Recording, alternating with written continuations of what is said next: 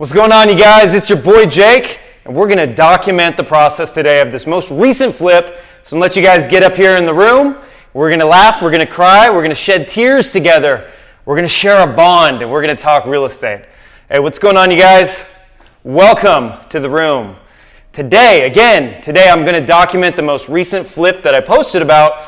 If you check out, I guess you just call it my Instagram post, the most recent one from this morning, we're going to talk about the entire thing. What's up, Josiah? Jax, what's up? Good to see you guys. Welcome to the room. It's your boy Jake. Now, most of you guys are repeat offenders listening to me blab on about real estate, but some of you guys are new. Those of you who are new, welcome to the room. Luis, what's up? Saw you pop on there. Avery, how are you?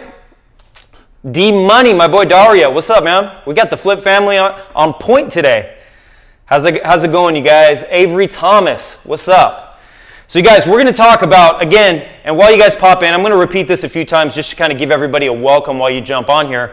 Today we are going to talk about the most recent flip that I put on the market actually yesterday, go over the numbers, go over the whole process, try to fit this within an hour without me going off on too many tangents, because you guys know how I enjoy talking. What's up? Oh yeah, what's up, Ali? Good to see you. Hey, welcome, you guys. Hey, you guys can hear me okay? I have the lapel mic in. Hopefully it's not too loud. I do tend to yell a little bit when I get excited, and I'm excited today. If you can hear me okay, give me a thumbs up. Give me a heart, give me a yes. Just type in yes. But I want to make sure that you guys can hear everything okay. That don't tell me it's too loud, because I just talk loud all the time.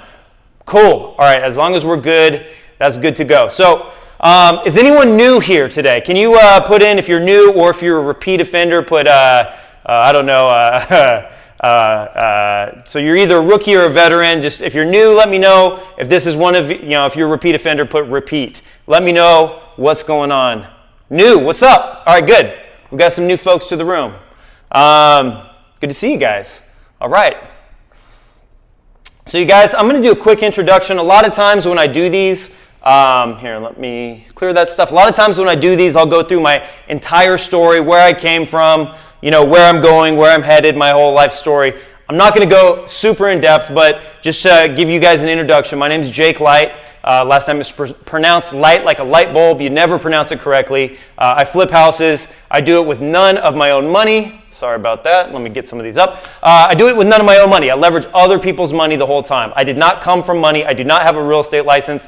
I don't have a construction license. Matter of fact, I'm terrible at construction.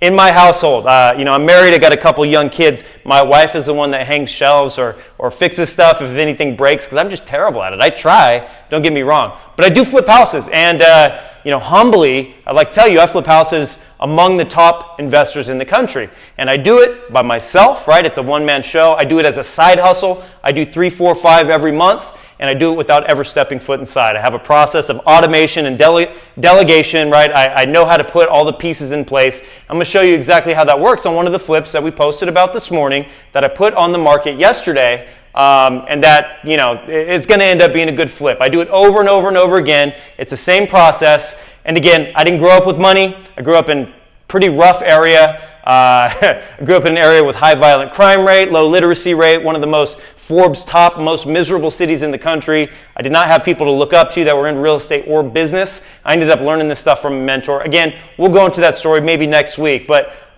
if it is your first time, welcome. I appreciate your eyes on this page, your eyes on this group. We have a nice little community and movement going on here. And I just want to show you how it works without being all buttoned up, without wearing a suit, without going out there and flexing a Ferrari around, telling you that, hey, real estate is all about buying the materialistic things. Real estate can be a lot more simple than that, and you don't have to go around showing off in order to do this business and do it well. So I want to show you how it works with a $15 shirt, actually probably like a $20 shirt. It's a custom shirt. This is my logo. I'm going to take you through the numbers of this most recent flip and exactly how I did it. So what's going on? King Alex, what's up? Philly, what's going on? This would be great in a podcast form. That's my next move, but for right now it's Instagram. I enjoy doing this. This is fun for me. So if that's cool with you guys, you want to move on, give me a thumbs up. Let me know that everything's good.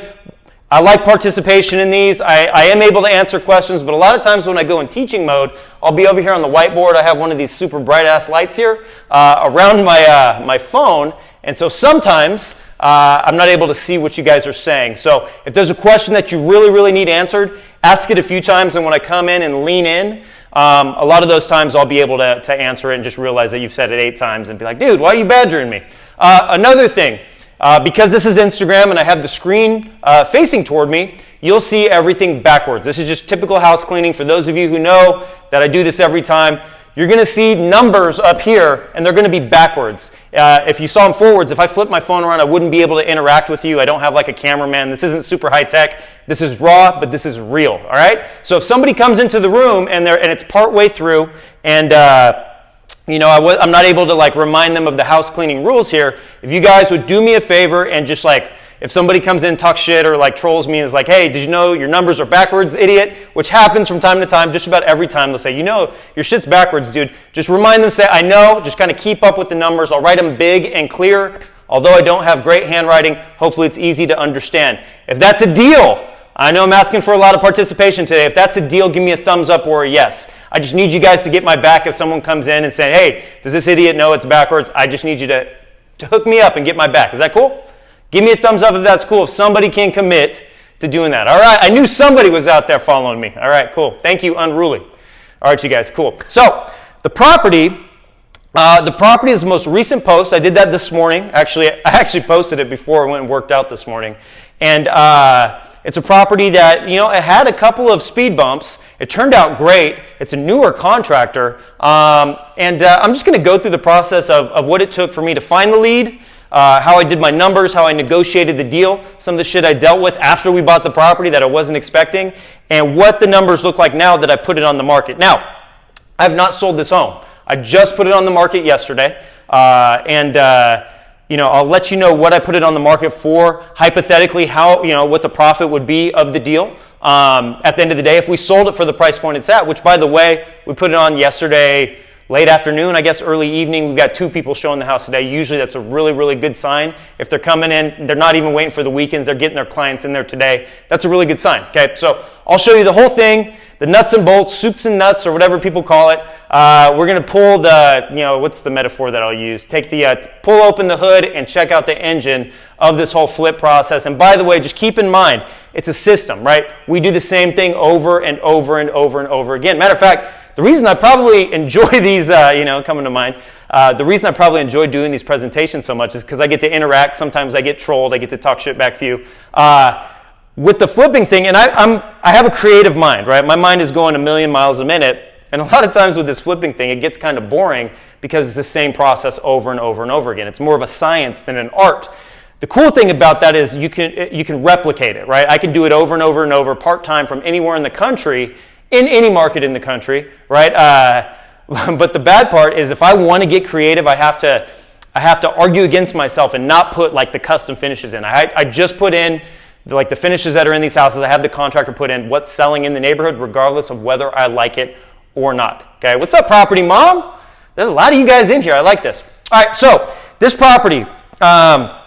Not going to give you the name because I don't want you to vandalize the property. I'm not going to give you the city, but it is in California. It's probably 550 miles from where I live in California. It's in a small market. It's not in one of the big markets.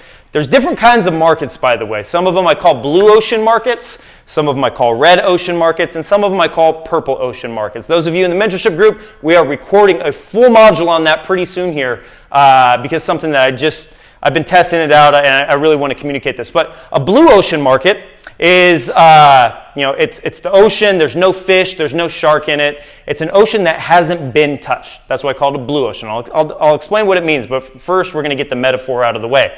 A red ocean, that means there's been a ton of sharks in that ocean, and they're eating everything up, and everything's red. It's red with blood, okay? Purple ocean is a combination of each. Now, a blue ocean, it's an ocean where there hasn't been much flipping going on, okay? It's an ocean where all the houses are in relatively poor shape. You're not seeing a lot of trends in the neighborhoods. You haven't seen other people come in and flip houses before. And so if you were to go into a market where there hasn't been much activity, you're going to be a pioneer, and a lot of times you know someone's a pioneer because they're laying face down in the dirt with a bunch of arrows in their back, right? You don't want to be a trailblazer. You want to model something that already works. Now, on the other hand, a red ocean market where all the sharks are feeding and there's just blood everywhere in the water, what I mean by that is that's where all the investors are hanging out. Think areas like New York City, right? Let's think of areas like San Francisco, LA, oversaturated markets, the big metropolitan areas. You got areas in there where a lot of times you have foreign money, from different countries and big time investors that buy real estate and overpay for real estate, not as investments, but to look cool. Like the prices are driven up, okay? You can flip in those markets, but it's a lot more challenging to do that because the competition brings things up. People go in there and invest as a hobby, not to make money, just to say, hey, I own real estate in New York, right? So that's real interesting too. The ideal market is a purple market. It's a little bit of blue, a little bit of red. You want a little bit of blood to be in the water, but you also want it to be calm enough where you can repeat your process over and over and really put roots into the ground.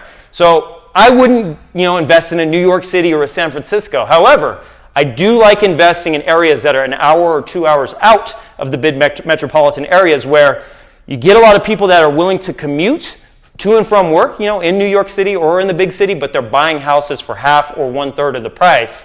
I've made a lot of money in those markets, and I continue to do it. And a lot of times I'm driving the appreciation in those markets. It's really cool. That's something a little bit more advanced. But just giving you some information, that's kind of what I like. It's hard to get house under market value in New York. Yeah, don't invest in New York then. Well, you can get stuff in New York, don't get me wrong. But don't limit it to only being in your backyard. If you live in New York and you're like, I only want to invest in New York City, you can do it. It's just going to be a lot tougher than if you go to somewhere in the Midwest or one of those areas that's outside of the city, maybe 2 hours away, where it's not like the big city where it has a baseball team and a football team, but it's still an area where you have traffic going to and from those big cities, all right? So anyway, this property that we have here, it's in a purple market, all right? That's where I was going with that. So I have all the public websites and all the MLSs in the different markets that I work in all across the country, right? And there's two main markets right now, or I guess three main markets that I'm specifically focusing on. And in those markets, I like putting my tentacles or my roots or whatever you call it. I like really establishing base, putting my flag in specific neighborhoods because I can buy stuff. I can see some of those trends. It's all numbers, okay? That's why my head is always just going crazy 1,000,000 miles a minute because I see numbers. It's like the Matrix for me. But in this market, I have all these auto searches programmed, right? Based on keywords, on listing descriptions, based on based on price per square foot, based on listing price of properties, based on the size of the properties, all sorts of different keyword searches. And those keyword searches come to me from the MLS or Redfin or Zillow or Trulia, depending on the market. They come to my email where they have to fit my criteria, so I know that I'm already off the bat dealing with a motivated seller. And a seller can be motivated for many reasons. Sometimes it's price point, sometimes they're pricing their property wrong and it's overpriced and they're not getting much activity. There's a lot of reasons why there may be a motivated seller. Sometimes they're not able to move their house and they need to drop their price point. I'm the one to solve that problem, right? Because we have to remember, in any type of business, we get paid based on the types of problems we can solve. All right, very close. Definitely my next step after. Dario, I don't know what you're talking about. I don't know if you're responding to me, but I will go back and review it because you're my boy, Blue. Dario's in my mentorship group. He's, I know you, Dario. So anyway, in this area, I got an auto search. I woke up one morning. I think it's like a Thursday morning, Wednesday night, Thursday morning. I looked at my phone and it said, hey, X market, new property in X neighborhood, Pacific neighborhood or whatever we call it, okay? And I saw it and I knew already the key numbers for this specific property in that area because I run the numbers, I program these systems very, very well, okay? And so it comes on market and I know it's a motivated seller and I'll tell you why. So the property, before anything with the property, before we look at you're going to have to bear with me here, before we look at like the list price, what they're asking for the property, before we look at the pictures of the property, before we look at the description of the property, we need to know the resale value in the future after everything's said and done. The potential number that we can resell the property for is the most important number in this whole game, okay? The way that we find it, right, if this is a neighborhood and we're looking at it in an overhead bird's eye view, okay? Let's say these are all streets. Boom, boom, boom. I'm an artiste, and this is my canvas, okay? Let's say this is the neighborhood, right? We got a couple of courts right here, maybe a court right here, maybe we have like a smaller block right here, okay? This is the neighborhood. This specific property in this neighborhood was right here on this court. Boom.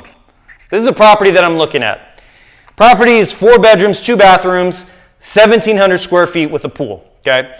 So what I am doing, I'm looking at everything in this neighborhood that's sold right around the size property, right around the characteristics that's sold within the last few months.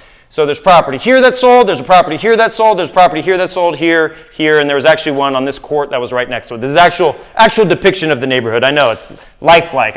You probably are getting confused. You don't know if this is a whiteboard or Google Maps, So all these properties have sold recently. Now some of these properties, right? Some of these properties were beat up condition, right? They're in bad shape, and they sold for a little bit less. We removed those properties. I don't want to look at properties that are in beat up shape. I want to look at properties that sold in good shape, because my property, when I sell it, is going to be in good shape. And so I want to see what other things are selling for in good shape. Not to mention, I also want to see what type of finishes, specifically in the bathroom, kitchens, and the paint colors, these other properties at top dollar are selling for, okay? You guys follow me so far? Hopefully everything is good. Dude, I love that you guys are talking with each other about this stuff. This is great. So these properties all sold, like this one was like 310, 305, and these are all a little bit smaller. Remember, mine's 17 square feet. These are all like 1,500, 1,550 square feet. Mine's 1,700 right here. So these all sold 305, 310, 315. Then this one right here is 1,800 square foot on the court that's right next to it, and this one sold for 325, okay? So I was able to gather this data. I knew that the larger properties sold for a little bit larger. I know that this property on the court right here, that's very similar to mine, right? This one sold for higher than the other ones. My house was very similar to this one, just a tad smaller, but way bigger than these other ones. So I said, you know what? I can sell that property. I feel very comfortable selling that property for about $320,000 just because I saw the data, I saw trends, I saw that mine's in a specific pocket of the neighborhood, and I saw the numbers moved up in that pocket. Also, mine is larger than these other ones. I saw with the size increase and with the neighborhood difference, I saw where my number would be, okay? Is that fair? If the agent doesn't run comps for you, then fire that agent and get another one. Hell to the yeah, Torre.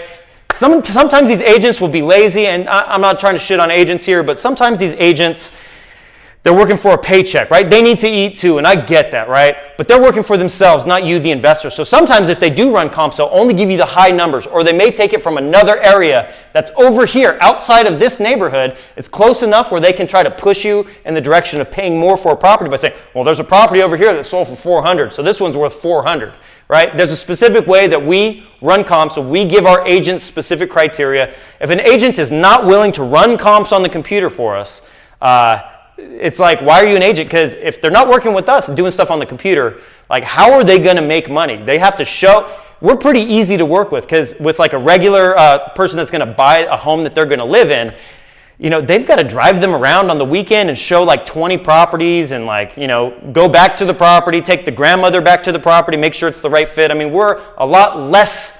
We're not high maintenance like a lot of buyers that are going to buy their own home, and rightfully so. We're not buying emotionally. We're buying based on facts and trends. Remember, it's a science, baby. It's not an art.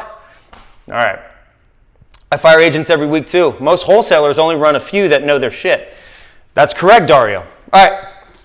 Sorry, I see the talking on here, and it's white in the background, so I've got to move around so I can actually see what you guys are saying. Anyway, there's some good stuff here, right? So I know this property will sell for $320,000, okay? I need to know that before I know anything else in this property, and I do my auto searches accordingly. So, you guys, in traditional flip fashion, and because I'm self-promoting my own little logo here that I'm super proud of, that I had someone design for me, our intent here is to flip this house, right? Shameless promotion of my logo.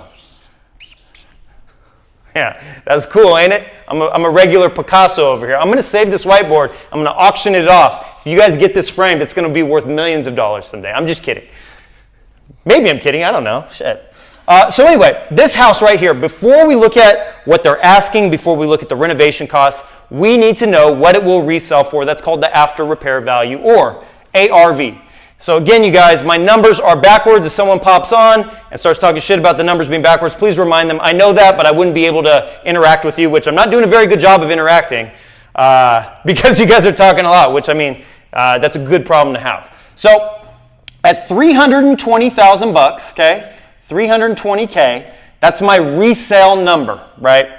I did that really quickly with comps. I had a real estate agent send me comps. I usually actually have them send me comps for different pockets about once a month so I could see if the market's going up, down, what's going on, right?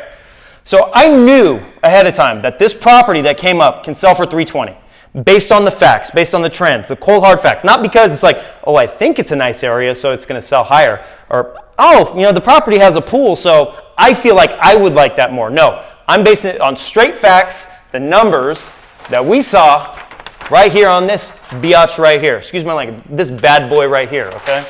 So these numbers tell me that I can sell it for 320. Now, another thing that you have to remember, again, on my introduction, if you weren't there, look, I am not a contractor. I am not a real estate agent. I delegate that stuff to the people that do it well. I allow them to get paid well for what they do. It's always easy to sell a house that's flipped too, by the way. So with this, anytime you sell a house, or I guess it's customary, everything's negotiable, but 99.9% of the times that you sell a property, the seller, out of the money that comes in from the new buyer, so the 320 when I resell the house, the seller, out of that money, the real estate agents for both sides, the buyer's agent and your agent that represents you, the seller's agent, the seller pays both of them a commission. A commission is a percentage of this number that each of them get for representing the client. So I have an agent that represents me. The new buyer has an agent that represents them. I pay both of them with the money that the buyer brings me, okay? So usually what's customary is anywhere between 4 and 6% total, right? So at 4% total, each agent gets 2%. At 6% total, each agent gets 3%. I like to pay 5% because it's easy to sell my houses, but I also want people to be hungry to work with me again, so they're trying to find me new properties, okay? I like when people get paid. I have some agents in specific neighborhoods that made 6 figures off me over the last few years because they do a good job, they know how to hustle, they know what I want.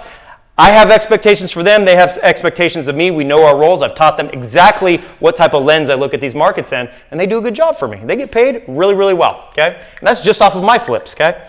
So, with this property right here, I am paying 5%, and that's going to come right off the top. So even though 320 grand comes in, I'm paying 5%, 2.5 to one agent, 2.5 to my agent, okay? So that's 16 grand off the top that's going out to the real estate agents, okay? I put that in red.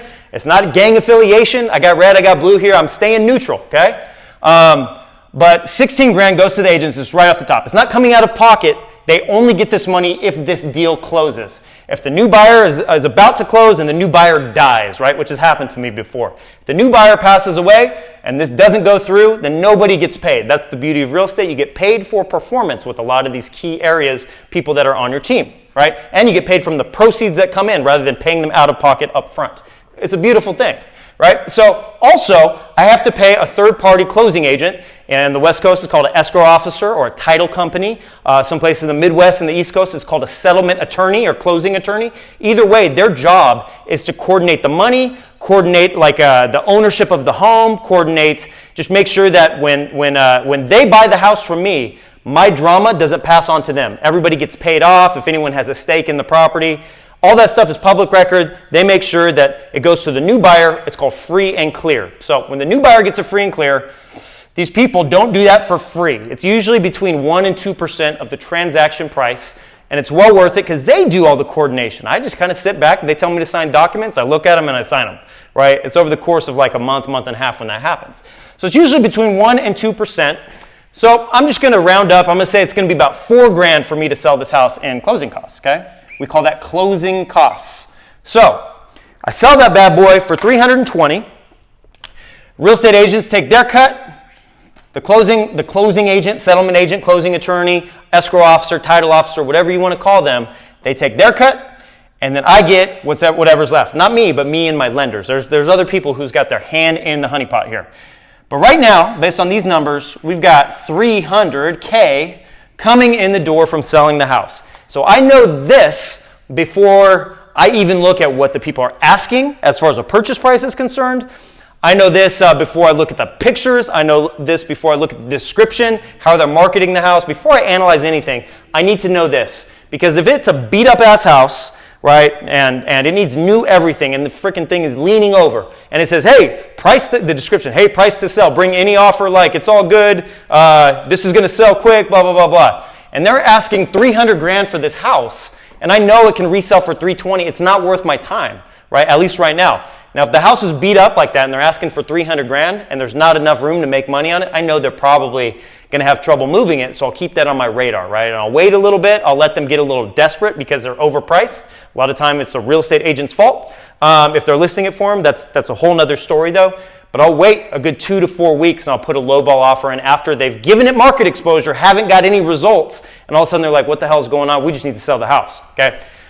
But that's not this story. This property came in where I know it can sell for $320,000.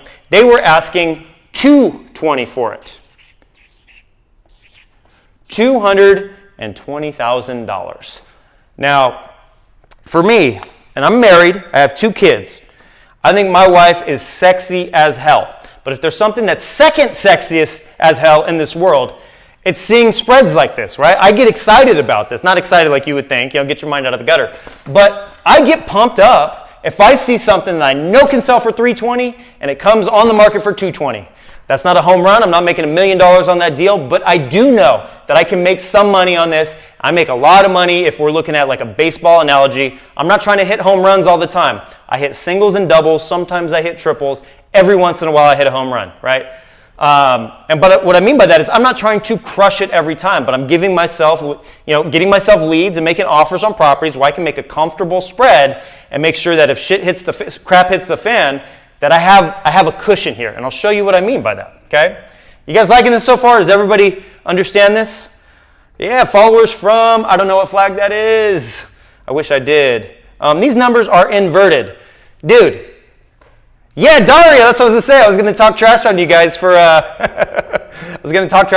for not letting them know that I know that the numbers are inverted.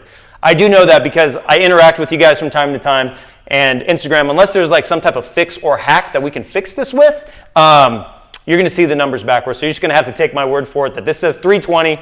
All these numbers are correct. All right, is that fair?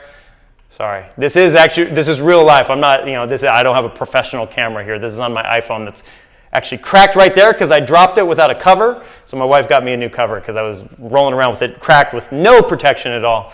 Another story for another day, right? I got to take care of myself and my phone. So you guys, this came on the market for $320,000. Now, when it comes on the market, I woke up and somebody put it on the market early in the morning before I woke up, and I wake up early. And so I saw it, I'm like, dude, this is crazy. So I forwarded it to the real estate agent in this pocket.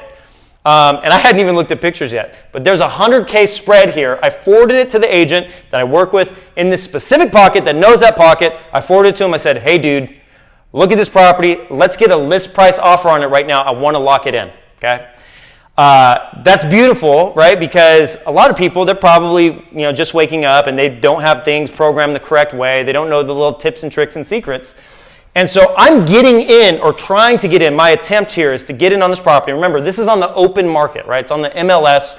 In this market, it was on Redfin.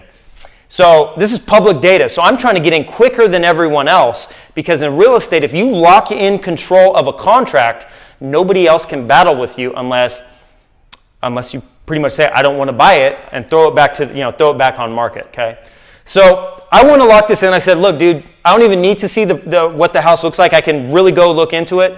But I want you to try to get in there, see what it'll take for us to lock this in. So did that, and I texted him. It was early in the morning. He understands that sometimes I get up early. Sometimes I'm up really late, too.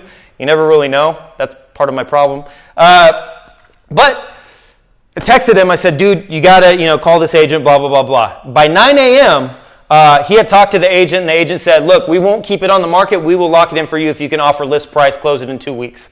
I said, dude, let's do it. Now, mind you, I don't know what the rehab costs are going to be. I don't have, I'm not putting my own money into the deal, right? So I don't have a lender for it yet. I just know that on paper this works, right? 220 and 320, right? Even if we're paying all this stuff, right? There's 80 grand to play with, and now we just got to work backwards and see if we can make it worth our while. Because in real estate, if you lock a property in, you are the only person that can buy it, and you have like a 7 or sometimes 10-day inspection period where if you back out during that period for any reason at all, no harm, no foul. They put it back on the market. It's like, hey, it's mine, and I have control of it, and I can either make it work. I could put these puzzle pieces together to make it work, or I can put it back on market and other people can have it. So I like to pounce on these bad boys quickly. That's what I teach in my mentorship group. That's what a lot of you guys that are in the mentorship group, that's how you know how we roll, and that's how you really get leverage in this business. Now, a lot of people say cash is king. Jake, cash is king.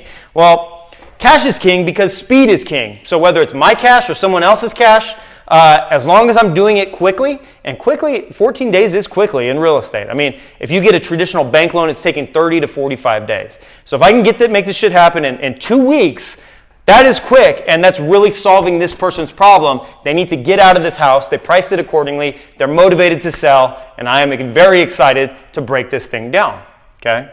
I tried to get an agent, dual agent for me and the listing. No reply. Tried to give him double the money. Didn't even end up selling for another 2 days. Did you email them or call them? Sometimes you got to call. I like to text. I will bother someone until they call me back. I do not mind doing that. I don't view it as being a pain in the ass. I view it as going for what I want and getting what's mine. If I can see this and this is on my radar here, the shit ain't going to fall in your lap. You have to go and force it. Either somebody's going to work with you or they're going to tell you no. I don't like to be in purgatory where you don't know. You don't even know if they've got your message. I will call someone off the hook all day. If somebody doesn't answer, I'll call their office and say, hey, I've been trying to call, John Smith, the realtor, all day. He hasn't returned my calls or my texts. Who can I talk to in your office to get John in touch with me? I'm trying to make a cash offer on a property. I make myself sound kind of important, okay? I call every day. These agents don't want to work. Now, interesting fact, dude. Torre 914, interesting fact. I don't know if this is true or not, but it's on the internet, so I guess it has to be true, right? My buddy, I have a good buddy out here. I live in Southern California, Temecula, California. Good buddy of mine. He's a real estate agent. He does a lot of transactions every year. And he said, interesting stat, the Association of Realtors, I don't think it's California. I think it's nationwide, like the Realtors Association. The average, or what's the number? He said it's like 85 or 90% of agents do 2 transactions per year or less, right? Only 10%, 1 out of every 10 licensed agents does more than 2 deals a year, okay? So you look at it like that. Not everybody's hungry. Being a real estate agent, it's kind of by design. There's people that have 40 hours a week jobs, 9 to 5s, where they're just an agent on the side so they can, if they buy their own house, they can represent themselves, they can help their family out or their friends, right? That doesn't necessarily, they're not paying salaries. There's not a lot of overhead in being an agent. So it's up to them whether they want to get up and hustle and grind or if they just want to have it as a passive thing where they're helping family out. That's cool. My job is to find the ones that are as hungry as I am, all right? Abe Lincoln said it, so it has to be, that's right. That is terrible, but that's the way it goes, right? What's the point with half-assed shit? I don't know. I think, I try to wake up and listen, I am as imperfect as it gets. I drop F-bombs a little bit. I work out and then I'll eat a pizza and drink beer at night and just put that weight back on.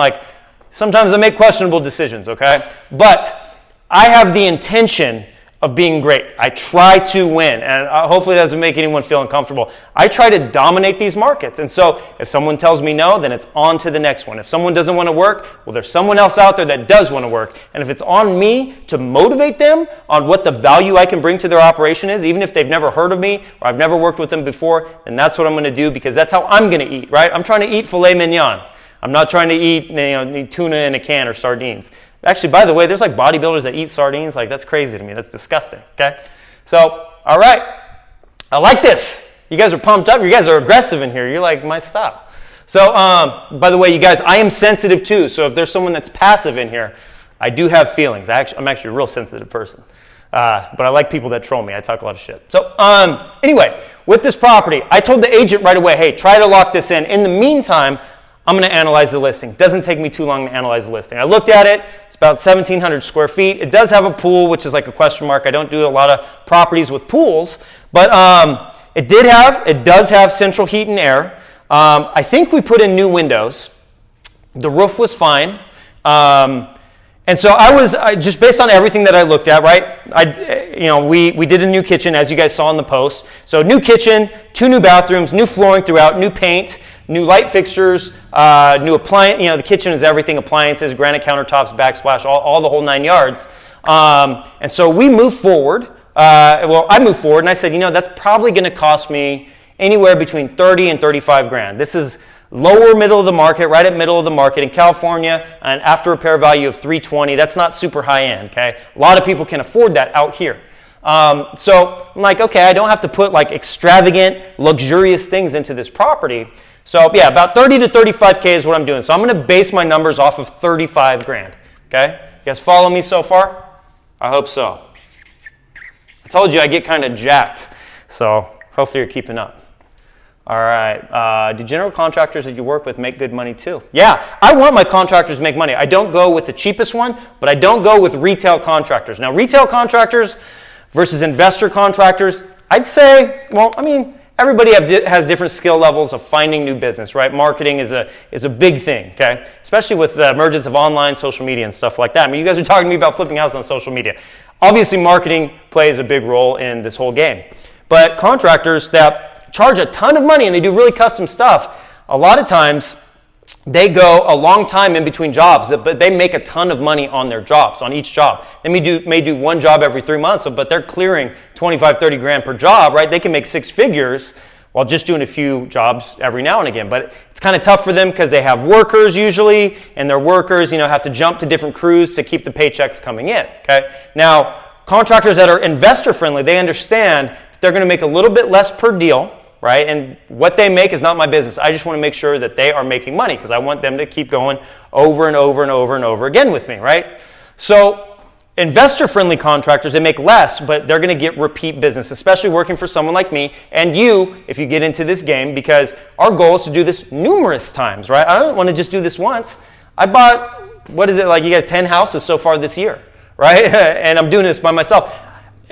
One contractor, if they do a good job a few times, and I'm going to give them multiple projects, if they can show me that they can handle that, they can stay under budget, they can stay at the right time frame, right? There's a lot of variables in it. And I have a specific system, I have scripts, I have a lot of different things that I look at, and it's the same thing over and over. I'm saying the same thing over and over, I'm managing them the same way over and over.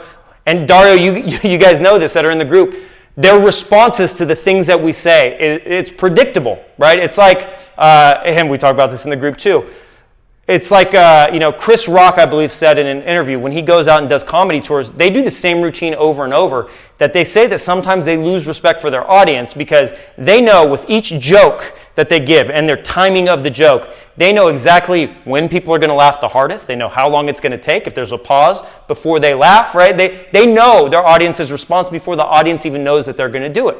Right? People are predictable when you're doing that. Now, when you're dealing with contractors and real estate agents and lenders for that matter, we have a set of questions in our group. We have a set of things that we say, and we can always predict what they're going to say back to us. We always know kind of what they're going to say. It's real interesting, but it's wash, rinse, repeat, wash, rinse, repeat. It's over and over and over the same thing when you deal in this game. Salary is the way to go if you're using them over and over. But if you're paying someone a salary, they are an employee rather than a 1099 contracted person that they have their own business. I would rather have someone be working their own business. They can go and take other clients if they want. If I have someone on salary and crap hits the fan, and contractors do have egos, right? And we tend to have egos too. You can butt heads, and if you have someone on salary, then it's really tough to be able to, fire someone or let someone go. There's employment laws that go behind that, right? I want somebody that's cool with being responsible for themselves. I don't care if they make a lot of money. As long as they hit my budget, I'm cool with that. I'm getting off track. I appreciate this, you guys. So anyway, hey, we have purchase price 220. Rehab, I'm expecting 30 to 35 grand. We also have holding costs, and by holding costs I mean like HOA fees, utilities, which would be like gas, electricity, sewer, trash, all that kind of stuff, water, right? And then also, what am I missing here? Property insurance, vacant property insurance, stuff like that. Usually it's like 2 grand, 2,500, depending on the area. With this area, it's not in an HOA. So I was expecting maybe $2,000. I'm planning on holding this property for 6 months, okay? And I'll show you what I mean because it's actually gonna beat 6 months. So about 2K in holding costs, also between 1% and 2% closing costs on this side. Now, just to keep the numbers round, let's go 3 grand, okay, in closing costs. So in total, in order to flip this house and get it ready to sell for this price point, we have to buy it for $220. We've got about 30 to 35 grand in rehab, $2 grand in holding costs, $3 grand in closing costs. And this right here, this number, this is everything you would have to put into the deal out of pocket. If you had all of your own money, if you had a cajillion dollars and you're going to fund this deal yourself, which some of us are blessed enough to have it, but some of us don't have that kind of money. So we're, hang tight here. And some of us have that kind of money and just don't want to put it into a deal. So we're going to talk about these scenarios. But right here, just to see the pure profit of this flip, if we were to buy it for $220, the rehab costs come to 35 grand, and then there's about 5 grand in holding costs and closing costs. We're at about 260K in and 300K coming out, right? We have a total profit here of 40 grand potentially, okay? Now, when I do my flips, and a lot of you guys know this, I try to make, after everybody's paid, after everything's said and done, my goal is to make 10%, as far as the projections, just putting it on paper right here, I want to make 10% of that resale number. So somehow, in the 7 days that it's going to take me to inspect every aspect of this property, this number needs to be $32,000, right? And after I'm paying lenders and bringing lenders into the game, and we'll talk about that in a second. So I know that this number right here is between 30 and 35 grand, right? We're trying to lock it in at 220. So let's just see how it goes. I know that it's close enough for me. It's going to be worth my time to try to make this happen. Salary, good answer. 4 cosmetic flips under 100K, Central Florida. Good stuff. I like this. This is freaking awesome. Thank you, you guys. Appreciate it. Keep interacting. I like it. And because of I don't know if you can see it, but when I'm from the side, also because I've dropped my phone, I can't really read everything that you're saying because there's like white on white here. White on white, that's Rick Ross. You guys don't know about that rap. Okay, so I locked it in at 220. We put the contract together that morning. I literally locked it in before some of my competitors knew that this property was available. Right when they saw it available, and if they tried to call, their agent would say, dude, property's pending. Jake already locked it in. Teach me, I'm willing to take this to another level. If you want to take it to another level, look, this is free content. I love doing this. I do have a paid group. It's a mentorship group. The link is in my bio. It's theflipsecrets.com/mentor, or check it out. It's application only. It's not for everyone. It's for people that are really willing to get out there and apply this stuff and make moves, right? It's not for everybody. It's not an overnight millionaire type of thing. This stuff, like I can do this easily, not easily, but simply because I've been doing it I've done 800 plus flips, like 837. But yeah, we teach the whole game, everything in between, all the documents, there's templates, there's calculators, so you don't have to do a white paper every time. I do everything, scripts, we do Q&A, the whole 9 yards. A lot of you guys that are in this, that are interacting here, are part of the group. If you have any feedback about the group, feel free to bring it in. But you guys, I flip really well, but I also teach really well, I think. Now, I don't speak super well, but I think that's why a lot of you guys tend to learn a little bit better from me, because I'm not buttoned up and I drop F-bombs sometimes, okay? So anyway, this is what it looks like. So we locked this in. My very first thing that I needed to do is get contractors into the house, because this, my friends, this is one of the key numbers that I needed to see if I could make happen. This is a key number, okay? 35 grand, I needed to be 30 to 35 grand to make this work, because if I bring a lender in, I only have 8 grand to be able to give them on whatever loan they gave me, so I really need to make it work. I mean, I could make it work at this number. I could probably make it work even if this number was a little higher, but I know what the going rate for lenders is out there. I mean, it's on Google, like Google hard money lenders in whatever state you're in. You'll see what the rates are, okay? So the first thing I do, I put 3 contractors into the house. Well, guess what they came back to me with? Well, first and foremost, the power is not on. They said, hey, by the way, the buyer needs to turn the power on to do inspections. So that's kind of important, because we need to know what's going on with the electrical and stuff that's in the house. I mean, we're demoing everything out, but we just need to know that there's not anything crazy going on. I called the power company, and the contractors went in with generators, and that was fine, right? Like, they were able to give me numbers. They came in, one came in 41, one came 39, one came 37. The guy that was at 40, right around 40, he ended up coming down to 38. But he said, it's 38, but I'm not touching the pool. You're going to have to bring someone else to get the pool done. I said, that's cool. I've got some pool guys. At the most, it's going to cost a couple grand, okay? So he was I chose a guy that was 38. Now, that's higher than this. And so he was at 38. I bumped it up a couple grand for the pool, okay? So I said 40 grand, that's probably what it'll cost. It's obviously not 30 to 35 like I wanted, but remember, that's why we have an inspection period. Let me tell you the kicker to this one. You're a beast and a monster. Keep killing this shit. Much like I appreciate that, Jeff. I'm not a monster though. I'm a real nice guy. I'm sentimental. I have feelings, just like everyone out there, and I just enjoy doing this, okay? So this number was 40 grand, okay? 38 grand to the contractor, a bump of another 2 grand because I got to figure out what's going on with this green ass pool. I didn't put pictures of the pool, but it's green. It doesn't look as nice, the green pool before and after isn't as cool as like a kitchen with an open floor plan that you saw in the post. Nevertheless, I digress, right? The pool was green. I didn't know what the hell was going on. I'm not on site, okay? So this number was 40. Automatically, this ain't going to work out. I need to do something. But another thing that happened, it was weird. I called the utility company because it's on me. They just snuck in there, and this was kind of shady. They said, hey, buyer turns this stuff on. Now, this was a private seller.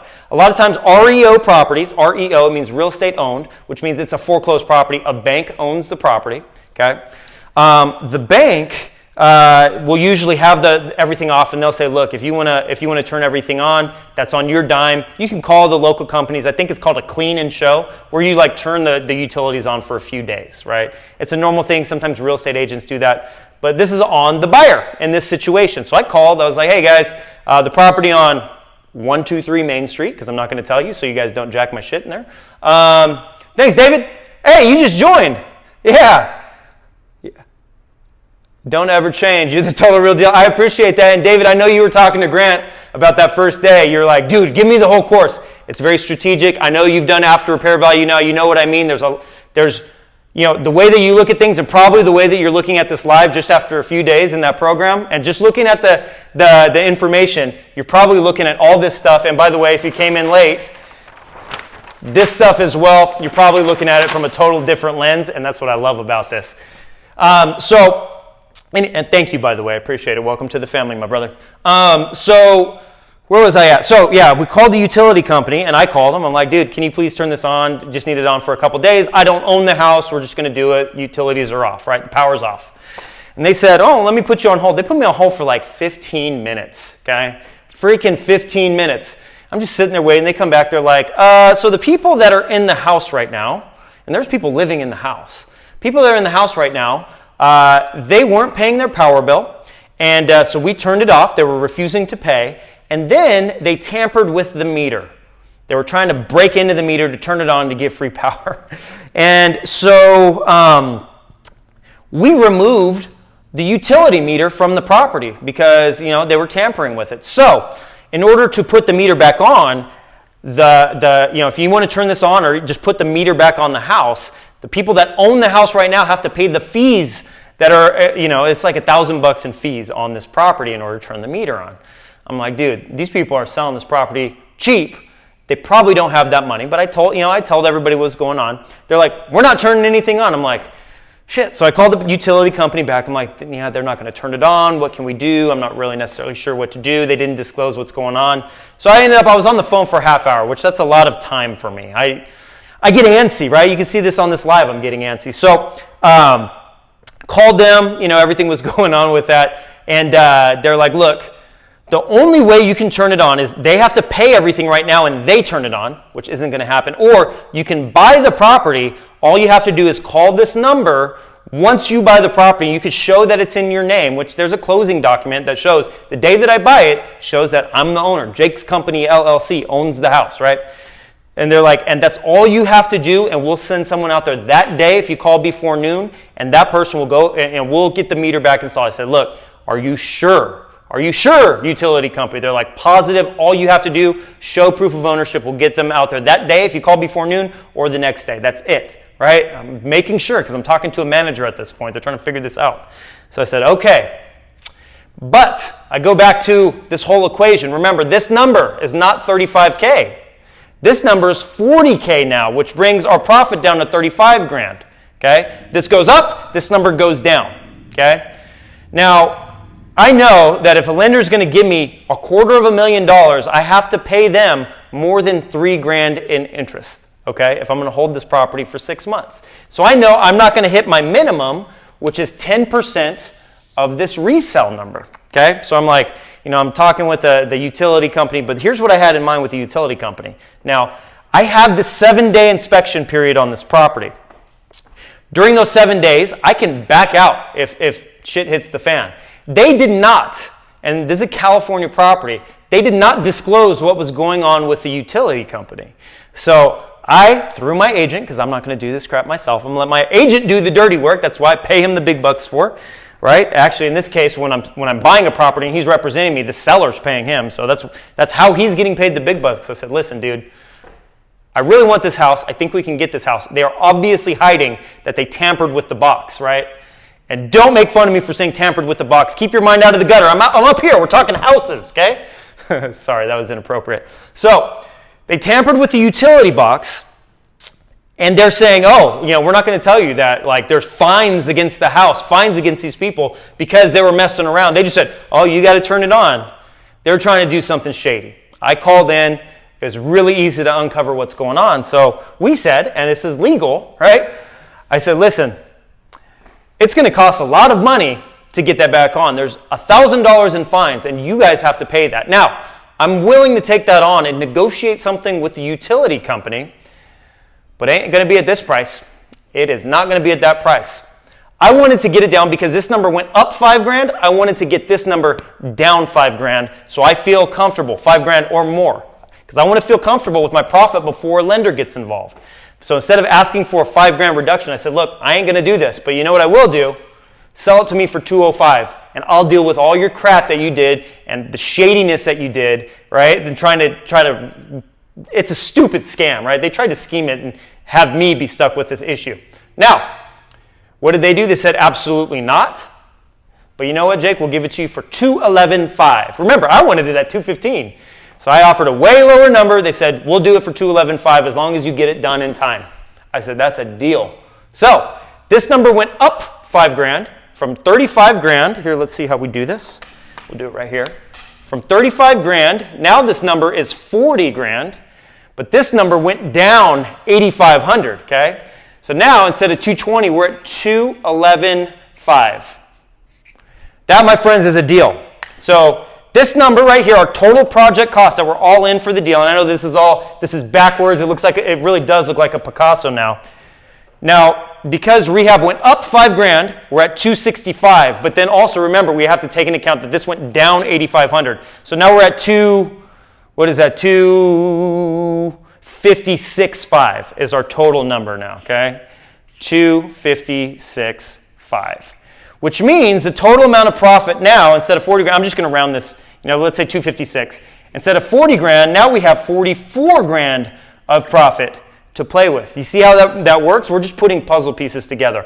I have not gone to this property. I will not ever step foot inside this property. So at this point, this looks good on paper. I don't have a lender yet. So I do have a template. Those of you in the mentorship group. Now, David, you haven't got to this yet because this is like 10 days in. But I have a template where you put all these numbers, you just plug them into it, you plug some pictures of the property into it, you plug a little screenshot of a map into it. Very easy to do. I teach you guys how to do this as, like Dario, you guys know that, right? I sent this to a few different lenders. I said, look, looking for a lender for this. We're going to put something together for the best fit. I sent it to people within the day of me sending the same proposal to a bunch of different lenders that I had done my homework on up front. Some of them I worked with for, some of them I haven't. They're calling me saying, what's it going to take for us to give you our money to do this deal, okay? I didn't end up taking the lowest cost lender. I took the lender that made it easiest for me, someone that I've worked with before, and he came in and he said, look, I'll get you $208,000 from my golf buddies. Met the dude online, okay? I talk to him on the phone all the time. We never hang out. He lives in San Diego. I live in Temecula, less than an hour drive. Really good dude, but I'm here with my family. He's doing his thing with his family. This is business. It's all a numbers game. I don't even have to be on site with the lender, okay? Now, he said, I'll get you $208,000, even though we need $256,000 to make this happen. He said, I'll get you $208,000, right? And then me and my wife will bring our money in. We'll cover the rest of whatever you need. Right? And there's a couple different interest rates with that. So this dude, the $208,000 that came in, if I hold that $208,000 for about 6 months, right? Because they're giving me a loan on the project, The 208, there's about 10 grand, 9 to 10 grand in interest that goes into the equation, right? 10 grand in interest, which means I'm about 34 grand right here in profit at the end of the day. Now, him and his wife brought in the rest that I needed, right? There's a difference here, right? 256 grand to 208 grand. Like there's a difference of $48,000. Plus, him and his wife helped me cover the interest for this lender. So I brought in about 50, I think I grabbed 60 grand from them. And over the 6 months, it was going to be 25 to 3,500 bucks or something like that, right? So let's say 3 grand, okay? Another 3 grand that goes in the game, goes into the mix. So 31K, all right? Now remember, I padded the rehab number up to 40 grand. My profit at the end of the day, on paper, looks like 31 grand. I wanted as close as possible to 10% of this. That's close enough because I'm padding things, okay? So I did this deal with none of my money by using the same marketing template that I use every single time. The same structure, the same strategy, the same process. I do it kind of backwards. I start with the end in mind and work backwards to make sure the numbers work. I put all those numbers together, and this is where we end up, okay? Does that make sense? You guys cool with that? Yeah, the template's dope, dude. Golf buddies, I love that. I don't play golf, I'm terrible at it. I played baseball growing up. When you grow up poor, you don't play sports like golf. You don't do snowboarding. Like I swam. All I need to buy is a Speedo. Water polo is cool too because you're allowed to fight legally. I like that. I played water polo and I swam in college as well. I was fast at swimming, but in water polo, I'm 5'10". I was a lot skinnier back then. And in college, I played left bench. I just got a tan. That was it. I got a tan and I drank. that was my gig. But enough about me, I want to know about you. So, you want to know how the numbers ended up? And makes total sense. All right. Yeah, you guys are good. I love this. Now, I don't know how long we've gone, but Instagram, usually when I have 2 minutes left, when I've gone for 58 minutes, Instagram's going to tell me to shut up in 2 minutes, and then it'll cut me off from you guys. So, I have to let you know that if you want to learn how to do this, or if you're interested in learning more about the testimonials that current people in our Flip family, in our mentorship group, testimonials that they have, hit theflipsecrets.com/mentor, or you can check out the link in my bio. We have a lot of cool results. I feature a lot of the folks on this. That's something I've been doing lately. And we are currently accepting enrollments until the end of the day Friday this time around. At Friday, we shut it down, and I focus on getting everybody like David and like a couple of others that just got in that I saw since I've done this live. I'm going to get you up to speed. I'm sure you'll have questions. I know how to answer those questions. I know how to make sure that you're on the right track. Just ask Berto, because I think, Berto, you're on here too. Now, it is paid. It's not free. It's not for everyone. It is application only. And if you don't want it, that's fine too. I make my money flipping houses, but this is kind of a cool side project for me. Anyway, so here's how we did. I just put the property on the market yesterday, right? Again, it's worth $320,000. There's going to be 16 grand in fees, rehab fees. There's going to be 4 grand in closing costs. So we're going to bring 300 into the mix, okay? And here, I got to do this. Got to do my little flipped house. So to flip this house, right, we know what it's going to sell for, okay? I bought the property for, $211,500. Sorry about that. This is backwards. It's not helping you too much to see me mess up on my numbers. The closing costs, I'm not even going to tell you about rehab yet. The closing costs ended up being like $2,600, so I'm going to put 25 here, 2.5K. The holding costs up to date, and it's been 3.5 months since I bought the property. Today is 3.5 months. It's been $1,000 I put into it. I projected $2,000 bucks. Let's say right about $1,000, okay? $1,000. Now the rehab costs, once we bought the property, this was a bitch to deal with. So we bought the property. I showed the utility company, hey, I'm the new, oh man, it's going to cut me off.